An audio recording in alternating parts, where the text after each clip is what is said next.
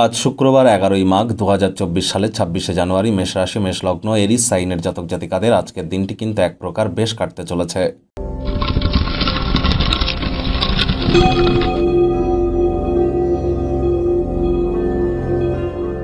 ভিডিওটির শুরুতেই আপনাদের সকলকে রাজযোগ চ্যানেলের তরফ থেকে জানাই হ্যাপি রিপাবলিক ডে অর্থাৎ 75তম প্রজাতন্ত্র দিবসের হার্দিক শুভেচ্ছা ও অভিনন্দন।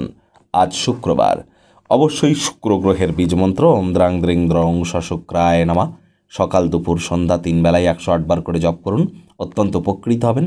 বিশেষ করে যারা প্রেম করে বিবাহ করতে চান, প্রেমে সফলতা চান, বা আপনারা ফেমাস হতে চান, ক্রিয়েটিভ জগতে নাম যশ কামাতে চান, ল্যাভিশ লাইফস্টাইল মেনটেন করতে চান, তাদের জন্য কিন্তু শুক্রের মজবুতি অত্যাবশ্যক।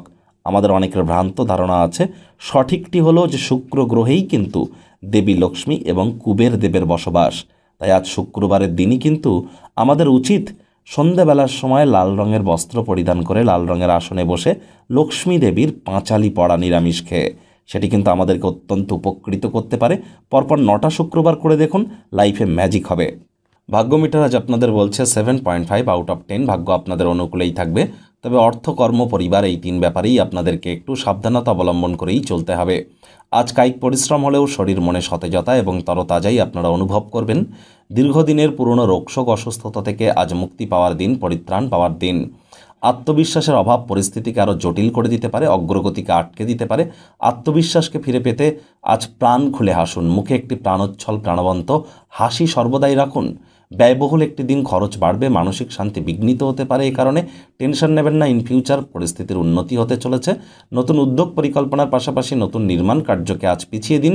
চাকরিজীবী যারা আছেন, অফিসে কম কথা বলে কাজ বেশি করুন, মনের থেকে মস্তিষ্ককে বেশি দাম দিন। কোনো প্রকার অফিস পলিটিক্স বা গসিপিংয়ের অংশ যেন হবেন না, বসের কিন্তু নজরে পড়ে যেতে পারেন।